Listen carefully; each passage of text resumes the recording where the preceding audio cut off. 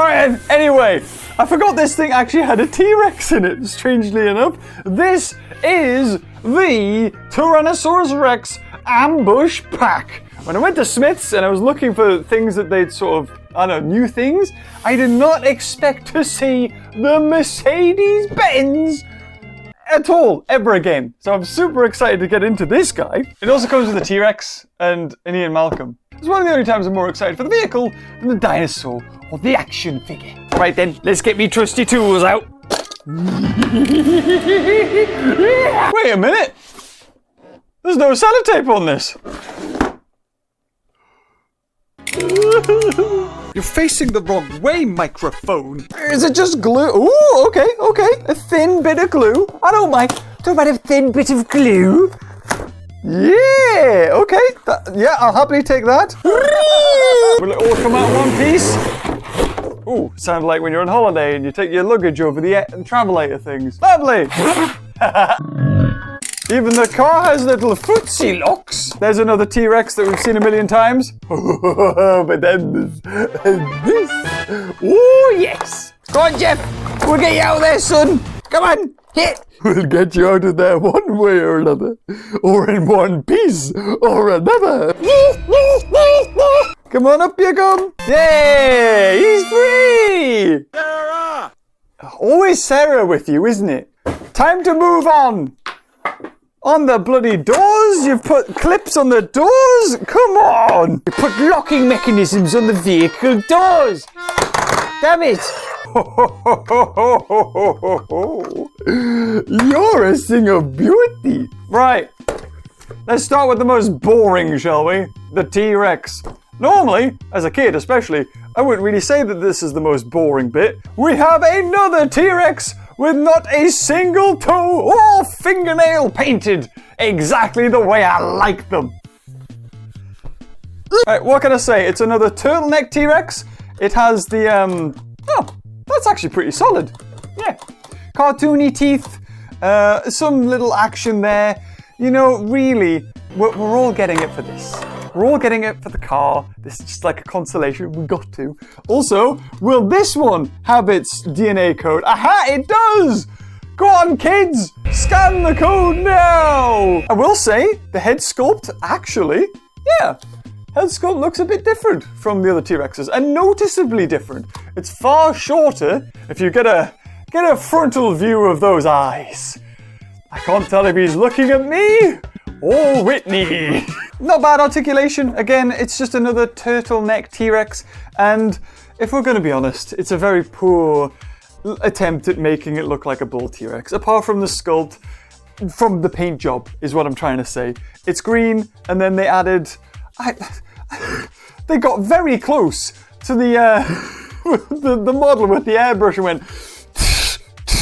There you go. That's how you can differentiate this one from a Jurassic Park one, aside from the colour. Bit of a shame. There has been some underbelly, but just on the mouth, not on the rest of it. In fact, they've lovingly kept its serial number there, this one being 13530BV. Now on to the main event, kind of, Ian Malcolm, because we never really get to see Ian Malcolm, you know, outside of his leather jacket and sunglasses. And here we are with a Lost World rendition. The only problem is that, well, doesn't really look like Ian Malcolm. I'll give it credit, you know, the jacket is a bit like, you know, Tim's when we got this other the Explorer playset. He also came with a jacket that was rubbery, so that's quite nice. To me, it doesn't really look like Ian Malcolm. And they've got some pretty accurate head sculpts. Or maybe I just need to rewatch The Lost World. That could also be the case.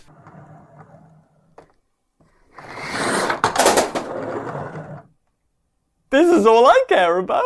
We have only ever had one rendition of the Mercedes, and it looks glorious. It's so freaking good.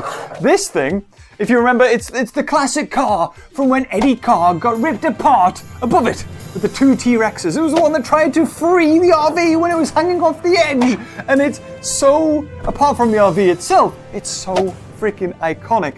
And we only got one in 1997, but let's have a look at this guy. You actually have a removable back bit. Check it! Removable back bit! removable back bit is so good. Because in the concept art, there was actually a Mercedes-Benz that had like a cage that a person could hide in while like scoping out for dinosaurs, like a safari. I don't even know if the one that was in the movie ever had this bit removed. It always had the back of it on, but we actually get that option. It's so freaking good. Not only that, but its interior has also been well designed, and if I can get them open, its freaking doors open. Well, it's a bit hard, and I guess it's supposed to be with the supposed to keep dinosaurs out. I guess I'm old. Gorgeous, well sculpted. It doesn't need lights. It doesn't need, any extra things to bump up the price. It doesn't need stickers. As long as it's molded there. Something I would have killed for as a kid. The bars on the windows. It's not just like paint on the windows. They've actually put extra bits of plastic on there to really just fill that aesthetic. Also, you've got a little lid on the top. So you can have, where are Ian? You can have Ian or any other plethora of characters from the Lost World sort of looking out to get munched on by a T-Rex. That's more like it. There we go. Or, I mean, technically it doesn't have dino damage, but you could have the T-Rex sort of attack the vehicle, grab hold of the side of the thing, and then rip it off, and then get the rest of the car, flip it up, and shake it. Might be wondering why I'm not using the other T-Rex. The T-Rex. That little bit of playtime I did with that T-Rex, it's paint, the rubber paint on its teeth. I've already marked the glass. Well, that's clever of me, isn't it? It's all wounds. It even has a little bit here, like a little hole for you to put Ian Malcolm on it. So we can do a spread starfish Tarzan and call out to the local dinosaurs in the area to let them know he's a kebab ready to be eaten. So we have what I can only consider the best Lost World vehicle in existence from Mattel. However, we've got some old vintage nostalgia, lingering in the back of our minds. How does it compare to the original Mercedes that it's based off of? Well, let's take a look. Oh god, this is hella dusty.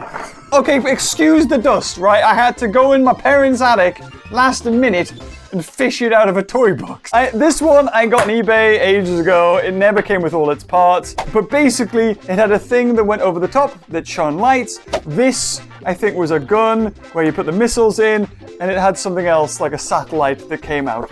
But the best part about it wasn't all of that cool jazz. It was actually the front bit. Because if you got a Pachycephalosaurus, codename Ramhead, put its head in, put it towards it. Action shot, Whitney! Action shot! Ah! It would completely take off the front in a dramatic style. It was so freaking cool. And I mean, you can pretty much just do that on command. You get bored of life. You want to feel alive for a second. But life's going nowhere. I'm stuck in a dead-end job. There's no way out for me. I feel better now. It also has, we'll take the beautiful hang glider Ian Malcolm out there. Again, doesn't look like Ian Malcolm. Also has the glasses on for some odd reason while he would be hang gliding. Just like the other one, you got little holes. So you could stick a dude on, the side is like, whoa! It might be smaller, but the fact that the green on it just looks far more screen accurate. It's a unit. This thing is a unit. This, they took the Mercedes, they tweaked it, they Kennerized it, they made it playable, they made it action. Whereas this one, they didn't have to make the front destroyable. In fact, you can use this as a destruction damage if you really wanted to. You've also got a little peephole, so if things are in there and they want to just sneak out the characters, and then you put them back in, then crawl from the front. Actually, the wing mirrors have stickers on them. Get a good shot of that sticker. See it? It's got a sticker on it. And not only that, all the lights on top have stickers on them to make it look like they're actually lights. This one, yes, it did have batteries. Yes, it did have a light system on top, and probably put up pictures of what it would look like before. Well, as you can see, the same plastic damage that I've just done on that one, well, there it is. And it's got a whole lot more dust. But really, like most of the time, I am able to go, you know what? No, this is way better. But it just isn't. Like, just from all perspective, this thing is just gorgeous. The undercarriage, no detail, nothing. This one, nah, freaking did it. I think Universal got permission from Mercedes because they have the Mercedes logo on the front as well. I mean, what other, maybe you put a winch on it, like Eddie Carr did, and pull that out. Apart from that, it's just a nitpick, really. This thing's awesome. But in the Lost World, there was more than just one vehicle. Apart from the RV set that I'm kind of saving for a special occasion to get out of the box, there was another one that I never had and actually didn't know existed because I think in the UK it was super rare, and we're about to find out why. Sarah! Kelly!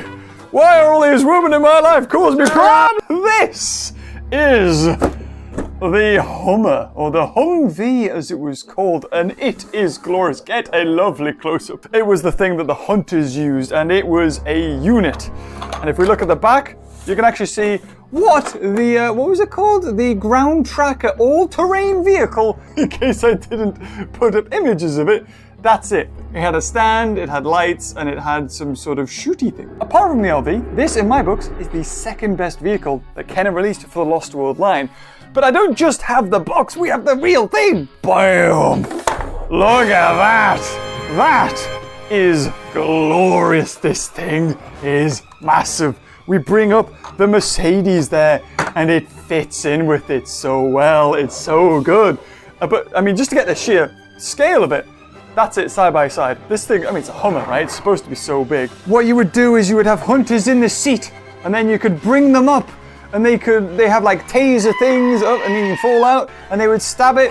It also had this cool locking mechanism, so we can get Ian Malcolm in there, and let's say it rams into him, and then bam, we've got him. And just like in the movie, and then you can actually unattach this thing, have it on the side, and then clip it in there.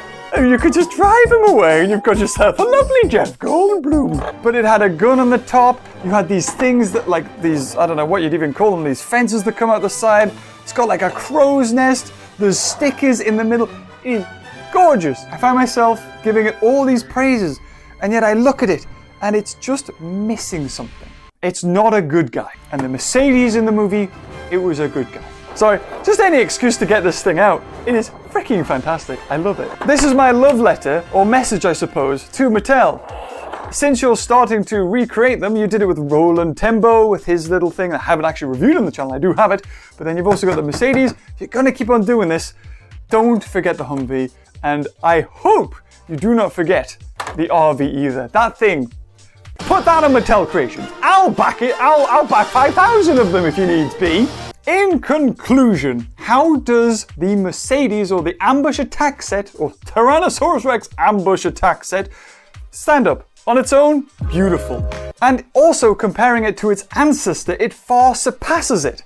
I mean, aside from the amazing, it just gives me life. And the best of the best that Kenner has to offer, it fits in. It is a marvel. I would buy 5,000. No, I wouldn't. I'd buy one. Or maybe two. In conclusion, I highly recommend this toy. It gives you everything you need from a vehicle, even if you're not a big fan of the Lost World. It's just a jungle-themed car. I cannot recommend it enough, and I'm so glad that Mattel has created something like this. And if you have enjoyed this video, leave a like, and until next time, I'll see you guys later. Oh, bye-bye. Now it's time for the crash test! Woo!